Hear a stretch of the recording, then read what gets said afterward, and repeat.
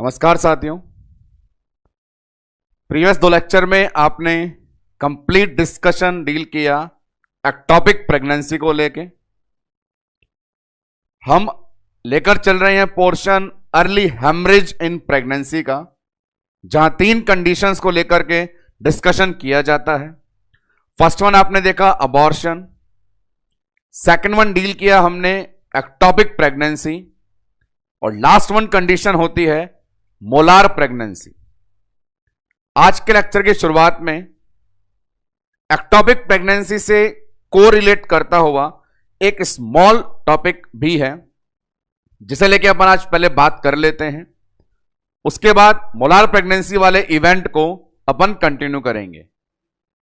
जैसा कि ectopic pregnancy में आपने देखा, फलोपियन ट्यूब में जो अवेलेबल एम्ब्रियो था उसका टर्मिनेशन कंफर्म था, वहां फीटल सर्वाइवल का कोई चांस नहीं था। तो एक टॉपिक बनता है मोड ऑफ टर्मिनेशन, कि वो फीटस टर्मिनेट किस रूप में हुआ। मोड ऑफ टर्मिनेशन या नाम देते हैं पैथोलॉजी ऑफ ट्यूबल प्रेगनेंसी, या नाम देते हैं फ्यूचर ऑफ ट्यूबल प्रेगनेंसी, या बोलते हैं फेट ऑफ ट्यूबल प्रेगनेंसी का एक छोटा सा पोर्शन है, जिसे लेके आज का डिस्कशन हम स्टार्ट करेंगे। उसके बाद मोलार प्रेगनेंसी को कंटिन्यू करेंगे। तो फेट ऑफ ट्यूबल प्रेगनेंसी क्या है, आइए उसे देखें सामने बोर्ड पे। यहां देखें, फेट का जैसा मैंने मीनिंग आपको क्लियर किया, फेट का मीनिंग होता है अपने पास में फ्यूचर, और फ्यूचर का मतलब है टर्मिनेशन। टर्मिनेट कैसे हुआ, 3 नाम वहां पे आते हैं, ट्यूबल मोल, ट्यूबल अबॉर्शन, ट्यूबल रप्चर। 3 नाम बोर्ड पे अवेलेबल हैं, ट्यूबल मोल, ट्यूबल अबॉर्शन और ट्यूबल रप्चर। इन तीनों के बारे में आपको इंफॉर्मेशन दी जाएगी। तीनों वर्ड का मीनिंग क्या है उसे बड़ा कंसंट्रेशन से ध्यान से सुनेंगे। मोल का मतलब होता है ग्रुप ऑफ सेल। जैसा कि हम सभी जने जानते हैं, शुरुआत की एम्ब्रियोलॉजी में जो एम्ब्रियो होता है वो एक सेल्यूलर स्ट्रक्चर होती है। उसी सेल्यूलर स्ट्रक्चर में ही फीटस या प्रेगनेंसी टर्मिनेट हो जाए, उससे आगे बढ़े नहीं, आकार बड़ा करे नहीं, ऑर्गन डेवलप करे नहीं, इनिशियल सेलुलर स्टेज में टर्मिनेट होना मोलार कहलाता है। अब यह मोलार या तो शुरुआत की कोशिकाओं के रूप में ही एब्जॉर्ब कर लिया जाता है, अवशोषित कर लिया जाता है, या फिर कुछ लंबे समय तक उसी छोटे आकार में फलोपियन ट्यूब में पड़ा रहता है, मोल। अगला नाम आएगा अबॉर्शन। अबॉर्शन इंडिकेट करेगा कि उसने आकार अपना बड़ा किया। एक फीटस ने फलोपियन ट्यूब में ही अपना आकार बड़ा किया। पहला सवाल बनता है कि फलोपियन ट्यूब के 4 हिस्सों में से वो कौन सी जगह है जहां वो अपना आकार बड़ा कर सकता है। तो सबसे वाइड पोर्शन एम्पुला होता है, इसीलिए सामने बोर्ड पे लिखा भी है अबॉर्शन की मेन साइट एम्पुला है। एम्पुला इसीलिए है क्योंकि एम्पुला वाइडेस्ट है, उसी में जगह है। अबॉर्शन में मैं कह रहा हूं बच्चे की मौत हुई, ग्रोथ करने के बाद ग्रोथ करेगा वहीं जहां मिलेगी जगह। उस कंडीशन में वो फीटस फलोपियन ट्यूब में लैटरल साइड में फिम्ब्रिया के द्वारा रिलीज किया जाता है। वो रिलीज करके पेल्विक कैविटी में ड्रॉप कर दिया जाता है, और कभी कभार वो पेल्विक कैविटी की जगह एब्डोमिनल कैविटी में भी चला जाता है, जिससे सेकेंडरी एब्डोमिनल प्रेगनेंसी भी होती है। ऐसा होता है अबॉर्शन के साथ। तीसरा नाम रप्चर। रप्चर फटना उस जगह कॉमन होगा जो फलोपियन ट्यूब का सबसे नैरोएस्ट स्पेस होगा, पतला स्पेस होगा। वहां अपन देखते हैं कि इंटरस्टिशियल पार्ट तो कैविटी में घुसा हुआ रहता है। ज्यादा रप्चर कॉमन देखा जाता है इस्थमस वाले पोर्शन में, कनेक्टिंग पोर्शन में, क्योंकि एक फर्टिलाइज एम्ब्रियो एम्पुला में है, या तो वो आगे मीडियल स्थमस की तरफ बढ़ेगा, या तो वो पीछे इनफिंडिबुलम लैटरल की तरफ बढ़ेगा। जब एम्पुला से स्थमस की तरफ बढ़ता है 6 से 7 मिलीमीटर वाले एरिया से 2.5 मिलीमीटर वाले एरिया में जाता है, नैरो में जाता है, तो उससे आगे और बढ़ ही नहीं पाएगा, इंटरस्टिशियल तक जाए वो, वहीं उसका टर्मिनेशन हो जाता है। अब जो रप्चर है लोअर बॉर्डर पे और अपर बॉर्डर पे यदि होता है तो रिजल्ट अलग होते हैं। अपर बॉर्डर पे रप्चर होता है तो पेरिटोनियम ऊपर ब्लीडिंग चली जाती है, लोअर बॉर्डर में होता है तो वहां पे नीचे ओवरियन लिगामेंट में ब्लीडिंग चली जाती है।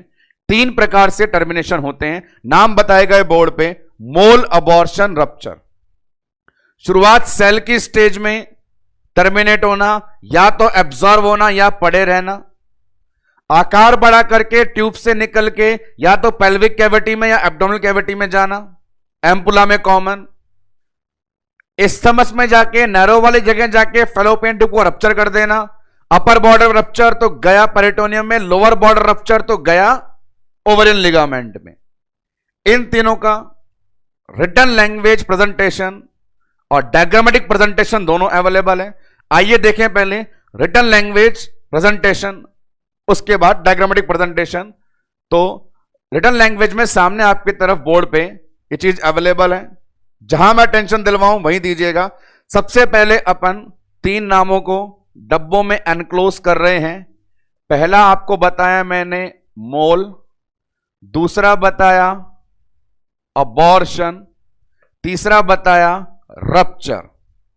लैंग्वेज में क्या बोला? मोल के अंदर या तो वो पूरा एब्जॉर्व कर लिया जाता है, पूरा एब्जॉर्व कर लेंगे तो बोलेंगे इन्वॉल्यूशन। यदि पूरा एब्जॉर्व हो गया छोटी अवस्था में तो इन्वॉल्यूशन, या वो लंबे समय तक पड़ा रहा तो कहते हैं क्रोनिक प्रेगनेंसी, मोल वाली कंडीशन। यदि अबॉर्शन वाला नाम था तो मैंने क्या बोला, वो वहां से रिलीज होकर के जा सकता है पेरिटोनियल कैविटी में, पेल्विक कैविटी में, और जा सकता है एब्डोमिनल में। और यदि एब्डोमिनल में चला गया तो डेवलप हो जाती है सेकेंडरी एब्डोमिनल प्रेगनेंसी। अबॉर्शन में आकार बड़ा करके फैलोपियन ट्यूब के इनफंडिबुलम एरिया से निकल के नीचे पेल्विक कैविटी, पेरिटोनियल कैविटी में जाना, एब्डोमेन से कांटेक्ट हो जाने से एब्डोमिनल प्रेगनेंसी के चांस बन जाना। रप्चर में देखें, रप्चर में अपर बॉर्डर लोअर बॉर्डर है। अपर बॉर्डर जो होती है उसे बोलते हैं anti mesenteric border in relation to intestine. Lower border जो होती है उसे बोलते हैं mesenteric border related to pelvic. Anti mesenteric border upper है, मेसेंट्रिक बॉर्डर लोअर है। अपर बॉर्डर में गया तो ब्लीडिंग गई पेरिटोनियम में, लोअर बॉर्डर रप्चर हुआ तो वो गया ओवेरी के ब्रॉड लिगामेंट में। यही 3 बात हो रही है बार बार कि एक्टोपिक प्रेगनेंसी में टर्मिनेशन कंफर्म है। शुरुआत कोशिका अवस्था में हो जाए तो मोल, ग्रोथ करने के बाद यदि टर्मिनेशन हो तो अबॉर्शन, खुद के साथ फैलोपियन ट्यूब को भी फाट डाले तो वो रप्चर। अबॉर्शन वहां पे ज्यादा कॉमन जहां जगह ज्यादा है, एम्पुला। अबॉर्शन में ट्यूब से निकल के जाएगा कैविटी में या एब्डोमेन में। रप्चर वहां कॉमन जहां एम्पुला से निकल के जाता स्थमस में, अपर बॉर्डर में पेल्विस, लोअर बॉर्डर में ovarian ligament. Written language presentation, diagrammatic scheme भी इसकी अवेलेबल है, वो भी सामने बोर्ड पर देख लीजिए आप। यहां मैं ड्रॉ करके बताता हूं एक एक कंडीशन। नंबर 1 कंडीशन मोल देखते हैं, तो मोल में अपन बोलेंगे फैलोपियन ट्यूब में सेलुलर स्टेज में है। अब इस स्टेज में यदि ट्यूब में ही पड़ा रहेगा तो नाम क्रोनिक कंडीशन, या हो सकता है यहां पे इसका ऐसे कंप्लीट हो जाए एब्जॉर्प्शन। Number 1 case. अबॉर्शन की बात बताऊं तो अबॉर्शन कंडीशन में हो सकता है कि वो डेवलपिंग जायगोट यहां से रिलीज होकर के या तो अपने पास पेल्विक कैविटी में या फिर चला जाए एब्डोमिनल कैविटी में। गया यदि एब्डोमिनल कैविटी में, एब्डोमिनल प्रेगनेंसी, या आ गया पेल्विक कैविटी के अंदर तो वहां टर्मिनेशन। रप्चर सुनिए, रप्चर के लिए अपन बोल सकते हैं कि इस्थमस वाला पोर्शन, ये connecting portion, upper border anti mesenteric border, lower border mesenteric border.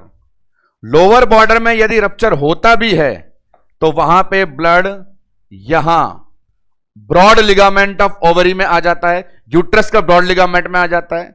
अपर बॉर्डर में रप्चर होता है तो वो ऊपर पेरिटोनियम में चला जाता है। मार्क करूं तो रेड सबसे पहला मार्कर अपने कंडीशन थी, ये मोल वाली, ये कंडीशन है अबॉर्शन वाली, और ये कंडीशन है रप्चर वाली, और ये था अपना एक्टोपिक प्रेगनेंसी के अंदर रिमेनिंग कंटेंट। रिमेनिंग कंटेंट जहां बताना होता है आपको मोड ऑफ टर्मिनेशन। तो इसके साथ एक्टोपिक का पूरा सेशन ओवरकम हो जाता है और हम आ जाते हैं आज के टॉपिक पे, जिसका नाम है मोलार प्रेगनेंसी। सामने बोर्ड पे तितली उड़ी बस में चढ़ी प्रेजेंटेशन, मोलार प्रेगनेंसी को इंडिकेट करने वाला। मोलार प्रेगनेंसी एक बहुत ही स्पेसिफिक नाम है। प्रीवियस यूनिट्स में जब अपन किसी टॉपिक को डिस्कस करते थे वह रेफरेंस में इसका नाम आता था, यदि आपको याद आ जाए तो। एमनियोटिक फ्लूइड में भी आया है, डायग्नोस्टिक टेस्ट ऑफ प्रेगनेंसी में भी आया है, हाई रिस्क प्रेगनेंसी में भी आया है, और आज सामने पूरी तरह ये आ ही गया है। मोलार प्रेगनेंसी क्या है डिटेल में समझने के लिए सबसे पहले डिस्कस करेंगे इसमें इन्वॉल्व टर्मिनोलॉजी। मोलार प्रेगनेंसी एक शॉर्ट कंडीशन है और टर्मिनोलॉजी से ही इसे बेस्ट एक्सप्लेन किया जा सकता है। हर एक टर्म का मतलब पता लगने के बाद आप समझ पाएंगे ये क्या होता है। जनरली मैं पहले बताऊं, जो पहले भी बताया है मोलार के लिए, तो क्या कंडीशन है, एक कैंसर वाली कंडीशन है। कैंसर वाली कंडीशन जहां नाम कैंसर का आता है अपने अंदर दो कैरेक्टर लेके आता है, एक्सेसिव और एबनॉर्मल ग्रोथ। पहली चीज एक्सेसिव, नंबर बढ़ेंगे, एबनॉर्मल स्ट्रक्चर भी चेंज होगी। यह कैंसर का कैरेक्टर होता है। देखा जाए मुद्दे की बात, कैंसर किसका हुआ, तो कैंसर स्ट्रक्चर का हुआ। नाम था प्लेसेंटा। जैसा कि पता हो, प्लेसेंटा की स्ट्रक्चरल और फंक्शनल यूनिट किसे कहते हैं, जवाब जाता है विलाई। तो परिवर्तन देखने को मिलेंगे विलाई के अंदर। विलाई के बारे में बेसिक इंफॉर्मेशन, नंबर होते हैं 60, शेप होती है फिंगर लाइक। करो इसमें कैंसर वाला चेंज, करोगे तो क्या मिलेगा, नंबर 60 से ज्यादा, और स्ट्रक्चर जो फिंगर जैसी होती है कन्वर्ट होके कैविटी लाइक ऐसी बन जाती है। और कैंसर के अंदर इतनी ग्रोथ होती है, इतनी ज्यादा ग्रोथ होती है कि यूटेराइन कैविटी में जो placenta, umbilical cord, foetus, amniotic cavity, yolk sac सब दिखना चाहिए था, अकेला दिखता है प्लासेंटा और कोई नहीं। और प्लासेंटा में भी दिखते हैं दुनिया भर के छोटे छोटे गोले, और वो गोले वास्तव में पहले क्या थी, अंगुलियां, विलाई थी। तो ऐसा इस बीमारी में होता है। इस बीमारी में प्लासेंटा का कैंसर, जिस कैंसर में होता है विलाई की संख्या और आकृति में परिवर्तन, शेप फिंगर से चेंज होकर कैविटी लाइक, मल्टीपल छोटे छोटे वेसिकल वैक्यूल, और प्रेजेंटेशन में कैविटी में सिर्फ ऐसे गोले भरे होते हैं। यही इस बीमारी के बारे में समराइज डिस्कशन है। अब आते हैं इस बीमारी के शुरुआत में यूज आने वाले स्पेसिफिक टर्म्स को वन बाय वन डिस्कस करने में। तो क्या हमारे पास टर्म्स अवेलेबल हैं, बोर्ड पर लिखी हुई हैं, जिनका मीनिंग मुझे यहां पे आपको एक्सप्लेन करना है। नंबर 1 ऊपर लिखा हुआ है मोल। तो मोल में मैं क्या लिखने जा रहा हूं आप उसे गौर करेंगे। नंबर 1 मोल लिखा हुआ है। मोल का सिंपल मीनिंग बताना है। मोल का मीनिंग है group of cell, that's it. Mole is equal to group of cell. कोशिकाओं के गुच्छे को मोल कहा जाता है। अभी कुछ देर आप क्या करेंगे, आप करेंगे ये जो मैंने बीमारी का समराइज बताया, बीमारी में क्या होता है, हर एक मीनिंग वाली लाइन को उससे रिलेट करेंगे। मैंने बताया कैंसर होता है, कैविटी में गोल गोल गुच्छे मिलते हैं, तो उसको आप कह सकते हैं ग्रुप ऑफ सेल। जी बिल्कुल सही है, बहुत सारा ग्रुप मिलेगा। अगला नाम है हाइड्रेटेड। हाइड्रेटेड टर्म का मतलब fluid filled cavity, fluid filled cavity. कोई कैविटी है जो भरी हुई है, किसी लिक्विड से भरी हुई है। वो लिक्विड पानी भी हो सकता है, खून भी हो सकता है, दूध भी हो सकता है, तेल भी हो सकती है, मवाद भी हो सकता है, म्यूकस भी हो सकता है। फ्लूइड फिल्ड कैविटी यहां रिलेट करें तो चीज क्या होगी, वो विलाई जो कैविटी बन गया वो तो कैविटी है। और हम जानते हैं नॉर्मली भी विलाई खाली नहीं होता, उसमें ब्लड भरा होता है। तो यहां भी हमें ब्लड से भरी हुई कैविटी वेसिकल्स मिलेंगी। तो ये टर्म भी रिलेट कर रही है। हाइड्रेटेड का सिंपल सा मतलब फ्लूइड फिल्ड कैविटी। चलिए ये दूसरी टर्म का मतलब हो गया। और अब आ रही है सामने बोर्ड पर लिखा हुआ तीसरा नाम, जीटीएन।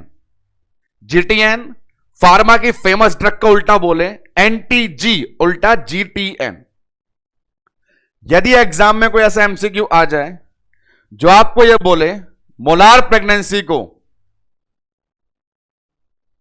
क्लियरली एक्सप्लेन करने वाली टर्म कौन सी है, ऑप्शन सामने चार जो लिखे हैं वो क्या दे दें, मोलार, हाइड्रेटेड, जीटीएन, कोरियोकार्सिनोमा। तो वहां भी आंसर देगा जीटीएन, क्योंकि जीटीएन का बहुत अच्छा मतलब है वो क्या, प्रेगनेंसी में प्लासेंटा का cancer.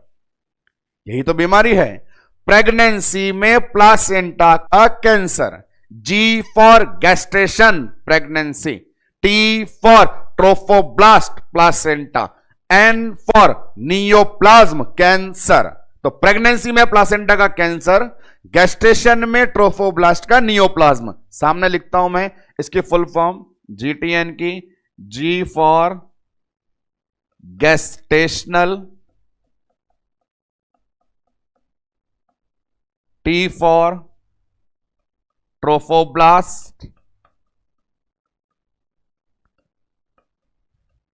N for neoplasm. Pregnancy में प्लासेंटा का कैंसर, गैस्ट्रेशनल, ट्रोफोब्लास्टिक, नियोप्लाज्म। तो यहां पर सबसे पहली चीज, यदि पूछे एग्जामिनर इन तीनों में से आपका क्या है बेहतरीन आंसर, तो आंसर देके जाएंगे जीटीएन को। तो ये तीनों शब्द कहीं ना कहीं हमें वहां पहुंचा रहे हैं जो बीमारी का वास्तविक अर्थ निकल करके आता है कि मोलार प्रेगनेंसी में कैविटी में वेसिकल के गुच्छे के अलावा कुछ भी नहीं दिख पाता है। अब मोलार प्रेगनेंसी से बनने वाला पहला एमसीक्यू, फर्स्ट एमसीक्यू यह है कि मोलार प्रेगनेंसी में जो लक्षण दिखाई दे रहे हैं मैं उन्हें बता रहा हूं कि वह कैंसर को ही इंडिकेट करते हैं। तो सवाल बनता है मोलार प्रेगनेंसी का भविष्य क्या है, मोलार प्रेगनेंसी का भविष्य क्या है। तो लक्षण दिख रहे हैं तो लगा लो अंदाजा भविष्य क्या होगा। लक्षण जो दिख रहे हैं उसके आधार पर भविष्य का नाम है कोरियोकार्सिनोमा। और यह है आपका धमाकेदार एमसीक्यू कि मोलार प्रेगनेंसी का फ्यूचर क्या है, फ्यूचर कॉम्प्लिकेशन क्या है। तो आपको जवाब देके जाना है कोरियोकार्सिनोमा। कोरियो मतलब Korean placenta, carcinoma cancer. Choriocarcinoma तो यहां पे बोल सकते हैं it develop character of cancer. और कैंसर के कैरेक्टर मैंने बताया क्या क्या होते हैं, ग्रोथ होती है एबनॉर्मल, एबनॉर्मल में बिगड़ेगी शेप और नंबर हो जाते हैं ज्यादा। तो क्या लिख दिया, एक्सेसिव। एक्सेसिव के लिए बोल सकते हैं क्या कंडीशन कि अपने पास जो विलाई था, विलाई के नंबर हो जाएंगे मोर देन 60 और जो उसकी शेप थी फिंगर जैसी वो चेंज होकर बन जाएगी कैविटी जैसी। तो ये अपने पास मोलार प्रेगनेंसी का टर्मिनोलॉजी वाइज प्रेजेंटेशन सामने बोर्ड पर अवेलेबल है कि मोलार प्रेगनेंसी को एग्जिबिट करने के लिए कुछ टर्म्स होती हैं। मोल का मतलब simple group of cell, hydrated का मतलब है कि वो सेल नहीं कैविटी है जिनमें भरा हुआ है लिक्विड, लिक्विड में भरा हुआ है ब्लड। बीमारी का नाम है प्रेगनेंसी में प्लासेंटा का कैंसर, GTN। और यहां से पहला MCQ कि भविष्य क्या है इस बीमारी का, भविष्य है कैंसर, कैंसर का नाम कोरियोकार्सिनोमा। कैंसर जिसमें होते हैं 2 कैरेक्टर, एबनॉर्मल, एक्सेसिव। नंबर बात कर रहे हैं विलाई की संख्या 60 से ज्यादा, शेप बात कर रहे हैं फिंगर से चेंज होकर कैविटी। और कुल मिलाकर के दिखती कैसी है लाली, देखो सामने बोर्ड पे। तो ये अपने पास मोलार प्रेगनेंसी का एक प्रेजेंटेशन। खाके कसम नॉर्मल प्रोसेस की यहां दिखा दो मुझे कहीं आपको fetus, amniotic cavity, yolk sac, umbilical cord, placenta, कुछ भी दिख रहा है?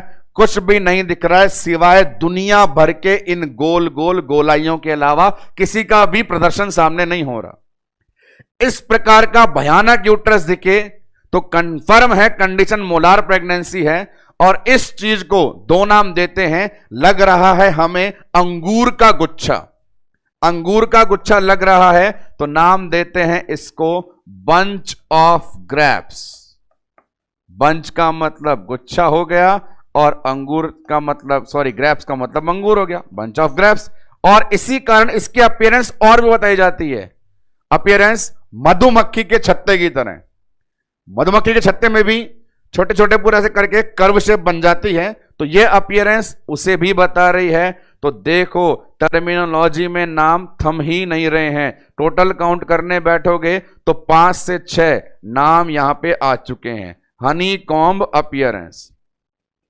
तो कॉम्पिटेटिव पॉइंट ऑफ व्यू से बात करें तो मोलार प्रेगनेंसी जैसे एक स्मॉल टॉपिक में से फर्स्ट MCQ जो अराइज होता है टर्मिनोलॉजी में से ही होता है। या तो वो अराइज हो सकता है कि सबसे सिंपल नाम बताओ तो GTN है, या अराइज हो सकता है कि भविष्य बताओ तो आंसर कोरियोकार्सिनोमा है, या हो सकता है अपीयरेंस बताओ तो कंडीशन बंच ऑफ ग्रेप्स या हनी कॉम्ब है। That's it. अब अपन देखेंगे इसके आगे कि यदि ऐसा ऐसा हो जाता है तो clinical presentation, clinical feature, maternal complaint, diagnostic measure क्या निकल के आते हैं। वहीं से आपके 2-3 MCQ आएंगे। पहले बात करते हैं सॉलिड क्लिनिकल फीचर्स का, वो कौन कौन से हैं। तो क्लिनिकल फीचर पे गौर करना शुरू करें, सामने हेडिंग बोर्ड पे अवेलेबल है क्लिनिकल फीचर 1 by 1। तो नंबर 1 साइज ऑफ यूट्रस को लेकर सवाल बनता है। साइज ऑफ यूट्रस, यूट्रस के अंदर बच्चा तो नहीं पल रहा, अब कैंसर की गांठें बन गई है और बहुत सारी बन गई है।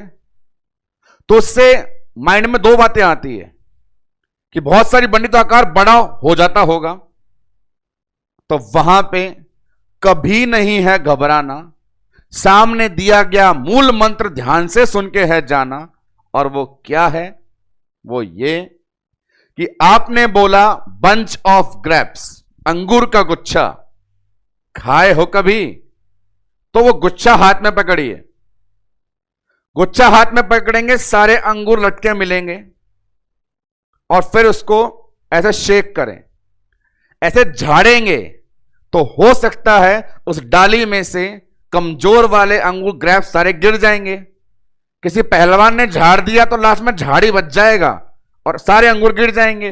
तो यही वाली बात है, यदि ये कैविटी, ये वेसिकल टूट टूट के अलग हो रही है, बाहर निकल रही है, तो आकार कम, नहीं टूट रही है वहीं चिपकी है तो आकार बड़ा। तो आकार कम होगा या आकार बड़ा होगा डिपेंड करता है टूटा या नहीं टूटा। लाइन सामने बोर्ड पे लिखता हूं, क्लिनिकल फीचर मेरे पास से सबसे पहले फीचर को मैंने बोल दिया साइज ऑफ यूट्रस, और साइज ऑफ यूट्रस के कितने निकालूंगा रिजल्ट निकालूंगा 2। एक बोलूंगा आकार बड़ा है, एक बोलूंगा आकार कम है। बड़ा कब बोलूंगा? जब नहीं टूटा। नहीं टूटा का मतलब है नॉट सेपरेट। और यदि यहां पे मैं लिख दिया आकार कम है, तो आकार कम कब मिलेगा? जब हो जाता है सेपरेट। तो ये अपने पास क्लिनिकल फीचर नंबर 1। आपसे पूछे मोलार प्रेगनेंसी में यूट्रस का साइज कम होता है ज्यादा, तो बता के आना मेरे लाला, it will depend upon the vesicle nature. Next one बड़ा इंपॉर्टेंट, अर्ली हेमरेज की कंडीशन है। खून का बहना प्राथमिक धर्म है। खून तो अबॉर्शन में भी बहा था और एक्टोपिक में भी भरा था, लेकिन ये वाली ब्लीडिंग बड़ी जबरदस्त होती है। वो देखें कैसे। ब्लीडिंग में क्या आएगा? वो वेसिकल जो टूट के बाहर आ रहे हैं। वेसिकल वास्तव में क्या है? विलाई है। उनमें क्या भरा पड़ा है? ब्लड भरा पड़ा है। वेसिकल बाहर आएगा, ब्रेक होगा, क्या निकलेगा? ब्लड निकलेगा। पर इसमें इंटरेस्टिंग चीज, ये जो विलाई होते हैं अटैच किससे होते थे? डेसिडुआ से। विलाई अटैच किससे होता है? डेसिडुआ से।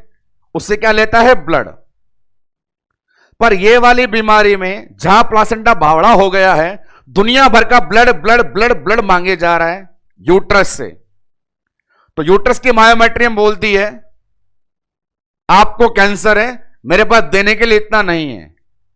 पर उसको तो पागलपंती है, मुझसे लेना है, तो ब्लड नहीं तो कुछ और सही, तो ब्लड तो भर ही गया। और जब पेट नहीं भरा तो उसने एंडोमेट्रियम से म्यूकस भी ले लिया। ब्लड तो भरा हुआ ही है, पर कैंसर वाले कैरेक्टर के कारण एंडोमेट्रियम से म्यूकस भी ले लिया। म्यूकस का कलर लगभग व्हाइट होता है। तो यहां मेरी इस 5 मिनट की बकवास का सार आप लोग निकाल के बताएं। खून में म्यूकस मिला या म्यूकस में खून मिला? ब्लड में म्यूकस मिला, म्यूकस में ब्लड मिला। लाल में सफेद मिला कि सफेद में लाल मिला? तो बड़ा सिंपल आंसर है, नेचुरली वो होता है रेड और उसमें भर जाता है व्हाइट। और इस लाइन के ले लिए मजे सामने क्लिनिकल फीचर ने, वो क्या था? White current in red current. White current in red current, जहां करंट का मतलब बिजली का झटका नहीं, फ्लेवर है। पहले वो फ्लेवर लाल रंग का था और आजकल म्यूकस मिलने से वो सफेद हो गया है। सामने लिखता हूं लैंग्वेज। अगला क्लिनिकल फीचर बहुत ही अच्छा है, होने वाली ब्लीडिंग का नेचर व्हाइट करंट मिल गया, मतलब म्यूकस किसके अंदर? जहां पहले ब्लड भरा होता था। तो white current in red current is the main feature of molar pregnancy. So be prepare for upcoming MCQ कि ऐसी क्वालिटी वाला हमारे पास कौन सी ब्लीडिंग होती है। बताना चाहें तो ये जो व्हाइट करंट है ये किसको बताता है? म्यूकस को। और जो रेड करंट है वो किसे बताता है? ब्लड को। तो ये अपने पास सेकंड कैरेक्टर। अगला कैरेक्टर, नेक्स्ट कैरेक्टर में शामिल है वो चीजें, एक बहुत interesting line, hypertension. Pregnant mother में वैसे तो हाइपरटेंशन जैसी डिजीज कंडीशन नॉर्मली डेवलप नहीं होती हैं, लेकिन जब बीमारियों की बात अपन कर ही रहे हैं तो 2 बड़ी बीमारियां प्री एक्लैम्सिया और एक्लैम्सिया होती हैं। वो प्री एक्लैम्सिया और एक्लैम्सिया जो होती हैं वो लगभग 20 वीक के बाद होती हैं। उनका इटियोपैथोजेनेसिस मैं आपको पढ़ाऊंगा, जो रिलेट करता है cell injury, cell damage, free radical से। मोलार प्रेगनेंसी जो अर्ली हेमरेज में आती है, मतलब वहां पे पैथोलॉजी हुई है 20-22 वीक से पहले, और मोलार में जबरदस्त कैंसर है और डैमेज पे डैमेज है। तो यहां पे डैमेज से यहां फ्री रेडिकल निकलने से हाइपरटेंशन 20 वीक से पहले डेवलप हो जाती है।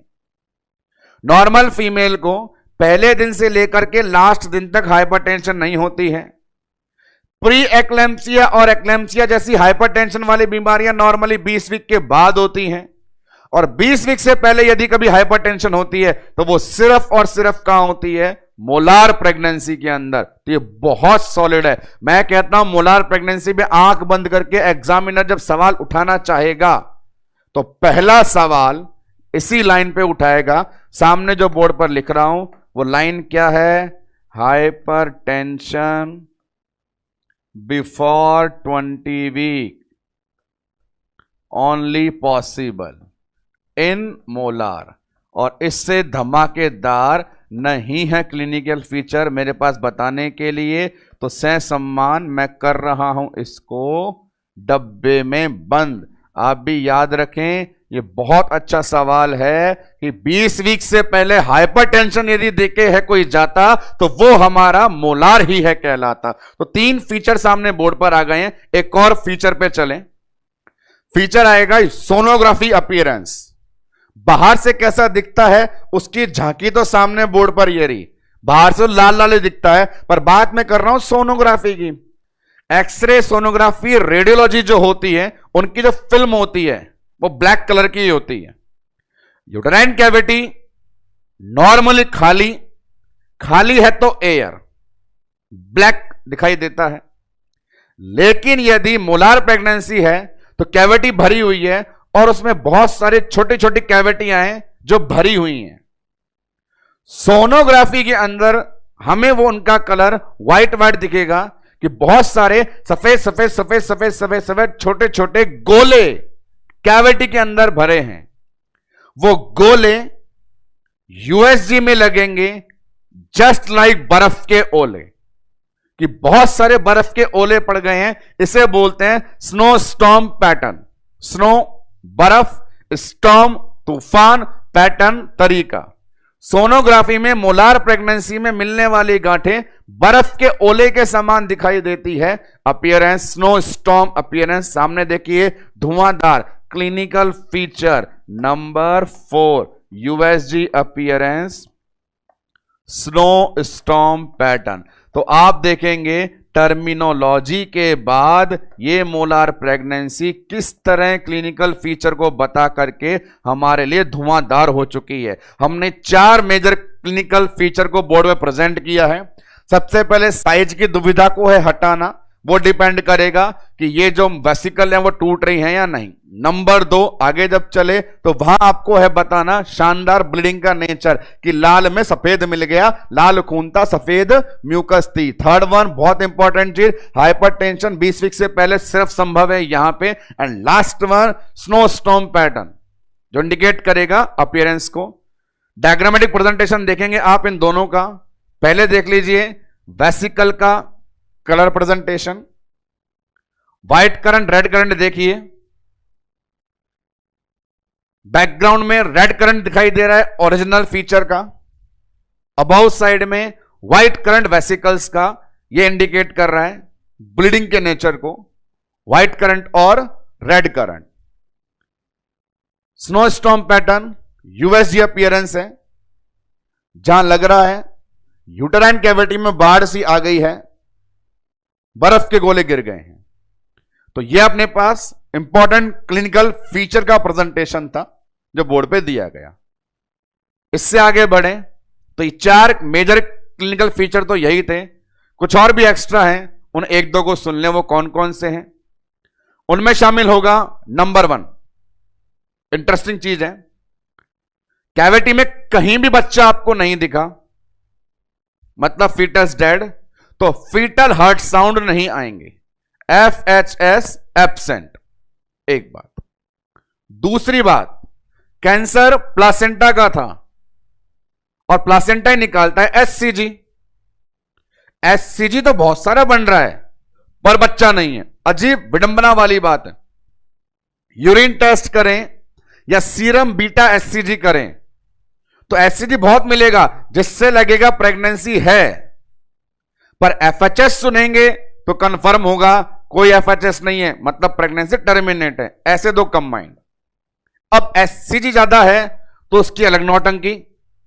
नॉर्मल SCG से नोजिया वॉमिटिंग, भयंकर HCG से भयंकर वॉमिटिंग, और भयंकर वॉमिटिंग को बोलते हैं हाइपर एमेसिस ग्रेविडेरम, और हार्मोनल इंबैलेंस होने से हाइपरथायराइडिज्म के भी चांस हैं। तो अदर फीचर में शामिल करते हैं इन चारों को, लिखता हूं मैं बोर्ड पे। 4 नाम जो मैंने आपको बोले वो कौन कौन से थे, 1 बाय 1 आप देखेंगे। बच्चे की धड़कन नहीं है तो FHS एब्सेंट बोल दिया। आपने यूपीटी करके देखा या बीटा एससीजी करके देखा तो उसको आपने पॉजिटिव कह दिया। हमने देखा बहुत सारी उल्टी हो रही है तो नाम हाइपर एमेसिस दे दिया। मेटाबॉलिज्म बिगड़ गया तो कंडीशन हाइपरथायराइडिज्म। तो ये भी फीचर मोलार प्रेगनेंसी के हैं, पर इनकी टक्कर उन 4 हीरो धुआंधार से नहीं थी जो पहले पढ़ा है, इसलिए इनको हमने अरेंज किया है हमारी कैटेगरी अदर में। एक बार अब मोलार प्रेगनेंसी में डिस्कस करते हैं एक ऐसा पोर्शन जहां से एमसीक्यू तो अराइज नहीं होता, पर as a general information content में उसे शामिल किया जाता है। सुन लीजिए, हेडिंग रहेगी इंसिडेंस करके, कि इंसिडेंस का मतलब यह है कि ये जो कंडीशन है कौन सी फीमेल्स में, किस सोसाइटी में, किस एज ग्रुप में, किन कारणों से हो सकती है। एक इंसिडेंस है, रिसर्च के बेस पे पॉइंट बाय पॉइंट उन्हें सुनते रहें। नंबर 1, कंट्री की बात करें, मोलार प्रेगनेंसी के केस मैक्सिमम देखे गए हैं फिलीपींस के अंदर। फिलीपींस कंट्री में इसके नंबर मैक्सिमम देखे गए हैं। इंडिया बात करें तो रेशो आता है 400:1, 400 में से 1। कंट्री वाइज इंसिडेंस मेंशन करते हैं। कंट्री वाइज इंसिडेंस जो मैंने बताया कि हाईएस्ट आपको कहां लेकर के गए, कंट्री बोली, पर्सन्स बोले फिलीपींस। इंडिया में आपने देखा जो रेशो बताया गया इसका 1:400, ये 2 कंडीशन। अब अगली चीज सुने, बड़ी इंटरेस्टिंग है। क्या बता रही है वो? इंसिडेंस में ये सब कुछ डेवलपमेंट या सब कुछ बीमारी जो प्लासेंटा में हुई है, प्लासेंटा प्रेगनेंसी का प्रोडक्ट था और प्रेगनेंसी की शुरुआत करता है जायगोट जो बनता है मेल फीमेल दोनों से। ये एक प्रकार की एबनॉर्मलिटी है, जन्मजात है। जन्मजात बीमारियां, एबनॉर्मलिटियां क्रोमोसोमल डिफेक्ट माना जाती है। क्रोमोसोम मां बाप ने ही दिए हैं। तो यहां सवाल बनता है कि क्या कोई ऐसी रिसर्च है जो ये बता सके इस बीमारी में रोल मदर का था या फादर का? तो रिसर्च का रिजल्ट है अपने पास। ये रिसर्च में देखा गया बीमारी करने वाला डिफेक्टेड जीन फादर से आता है। गंदे पापा फादर से आता है, और क्योंकि फादर मेल है तो ऐसा इनहेरिटेंस कहलाता है एंड्रोजेनेसिस। इंसिडेंस में मेंशन करेंगे इस बीमारी का जो इंसिडेंस है वो एंड्रोजेनेसिस है। एंड्रोजेनेसिस अपने बारे में बोलेगा डिफेक्टेड जीन कहां से आया? डिफेक्टेड जीन पापा से आया। मम्मी एकदम टकाटक थी। नेक्स्ट वन, और इंसिडेंस में क्या इंफॉर्मेशन है तो वो देखें।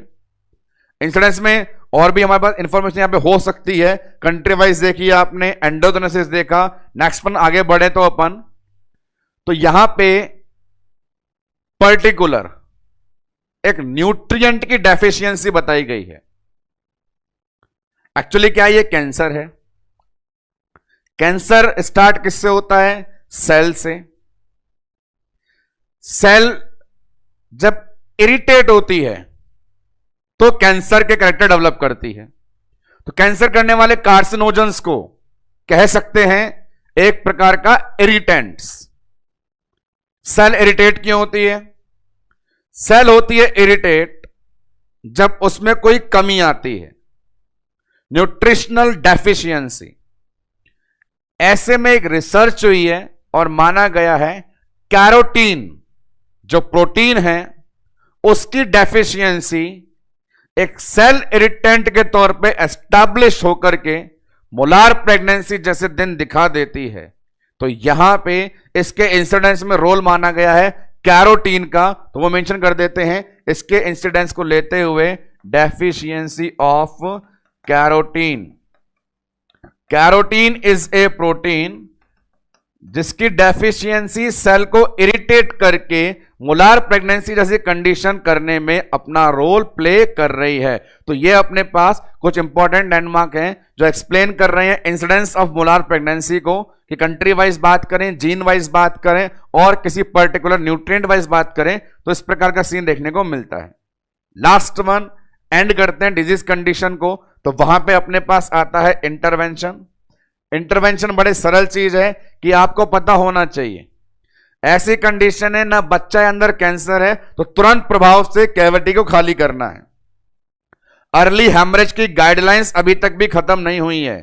उन सभी गाइडलाइंस में ये लिखा होता था कि डेफिनेटिव इंटरवेंशन का नाम है कैविटी को खाली करना मेडिकल सर्जिकल मेथड से। उससे पहले क्या करेंगे, कैविटी खाली करने से पहले यह जरूरी है कि जो अनाप शनाप सेल बढ़ती जा रही है उसे रोकें, इमीडिएट स्टॉप द ग्रोथ। जैसा टॉपिक में भी आपने देखा था, बच्चे का अगर बढ़ता तो ट्यूब फट जाती, तो इमीडिएट स्टॉप करने के लिए ड्रग ऑफ चॉइस हमेशा क्या होती है, मीथोट्रेक्सेट। तो यहां भी मेंशन करेंगे इंटरवेंशन में ड्रग ऑफ चॉइस, नाम लिखेंगे मीथोट्रेक्सेट। देने का पर्पस पूछें तो आंसर देंगे इमीडिएट स्टॉप द ग्रोथ। बात करें सर्जिकल इंटरवेंशन की तो आपने अबॉर्शन के मेथड में भी पढ़ा है कि यदि आपका जो गेस्टेशन है फर्स्ट ट्राइमेस्टर या 8 वीक का है तो वहां पे अप्लाई करते हैं वैक्यूम और सक्शन, और यदि उससे बड़ा है तो अप्लाई कर देते हैं डीएनसी। तो बिल्कुल वैसा यहां पे लिख देते हैं। सर्जिकल इंटरवेंशन की मदद लेना चाहें तो आपके पास ऑप्शन अवेलेबल हैं, या तो आप कर सकते हैं एमवीए और सक्शन, नहीं तो आपको परफॉर्म करना है dilatation and evacuation. Interventions are limited and to the points. यहां बात करेंगे एक बहुत ही इंपॉर्टेंट चीज की जो अपने पास आजकल अच्छा क्वेश्चन बना के लाने लग गया है, वो है अपने पास नाम फॉलोअप। फॉलोअप वाली कंडीशन क्या होती है, फॉलोअप पेशेंट को दिया जाने वाला इंस्ट्रक्शन होता है। कैंसर है, वैसे तो कैंसर का जड़ से खत्म होना भी एक बड़ी बात होती है, इसीलिए जिस प्रेग्नेंट फीमेल में ये मोलार प्रेगनेंसी डायग्नोस हुई, उस प्रेग्नेंट फीमेल में टर्मिनेशन करने के बाद, कैविटी खाली करने के बाद उसे इंस्ट्रक्शन दिया जाता है कि अगले 6 महीने तक आपको लगातार फॉलोअप पे आना है। हम ब्लड टेस्ट और बायोप्सी टेस्ट से कंफर्म पे रिकंफर्म करते रहेंगे कि आपके शरीर में कहीं एक भी कार्सिनोजन तो नहीं रह गया है, जड़ से खत्म करने के लिए। और सब कंफर्म करने के बाद उसे टाइम देते हैं पूरे 1 साल का कि ये प्रेगनेंसी तो खराब हो गई, कैंसर के नाम हो गई, अगली प्रेगनेंसी प्लान आप ना करें। कब तक?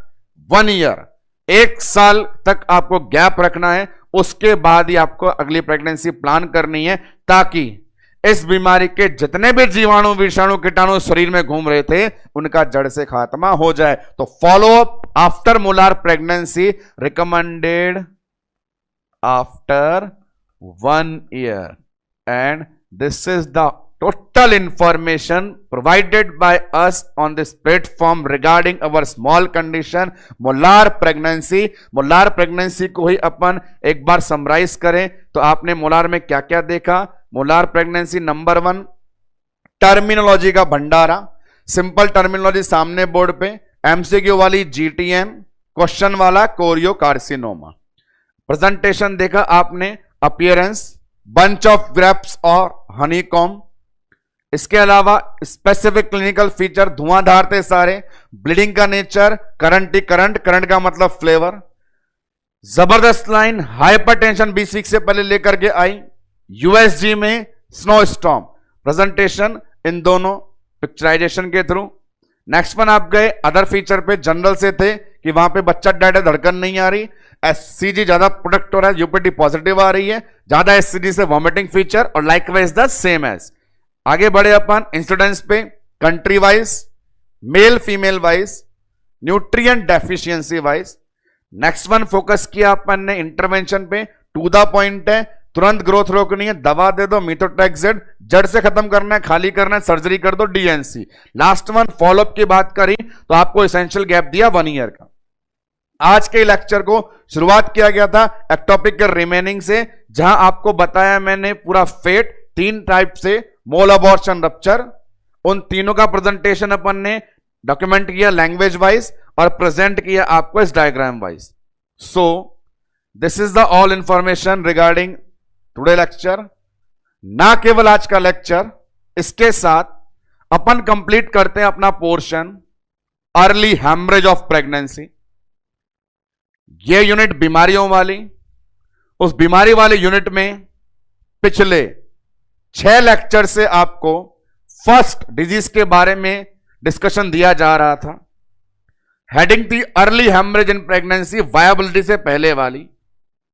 उनके इनिशियल इंटरवेंशन, डेफिनेटिव इंटरवेंशन अलग होते हैं, अबॉर्शन, एक्टोपिक मोल अलग पैथोलॉजी। अब हमारा प्रवेश कल के लेक्चर में, नेक्स्ट लेक्चर में होगा लेट हैमरेज इन प्रेगनेंसी में। वो लेट हैमरेज इन प्रेगनेंसी जो है 100% वायबिलिटी के बाद वाला होगा, और वो नाम दिया जाएगा, टैग दिया जाएगा बड़ा, एंटीपार्टम हैमरेज एपीएच के नाम से। तब तक आप तक रिक्वेस्ट है कि इन सबको लगातार पढ़ते रहें, रिवाइज करते रहें, मैक्सिमम एमसीक्यू सॉल्व करते रहें, और कहीं भी आप ऐसी चीज देखें जो डिफरेंस ही लगे उसे नोट करते रहें। कोशिश ये की गई है सभी 6 लेक्चर में इस अर्ली हैमरेज से बनने वाला एक भी एमसीक्यू यदि आपके सामने आ जाए तो बिना सॉल्व हुए वो कहीं ना जाए। इसलिए अपनी प्रैक्टिस को मजबूत बनाते रहिए, क्योंकि आप नहीं तो और कौन। तो फिलहाल आज अपन अपने लेक्चर को यहीं देंगे विराम। मुलाकात करेंगे अगले लेक्चर में नई कंडीशन, नया सीन, नई बीमारी एपीएच के साथ। तब तक के लिए धन्यवाद।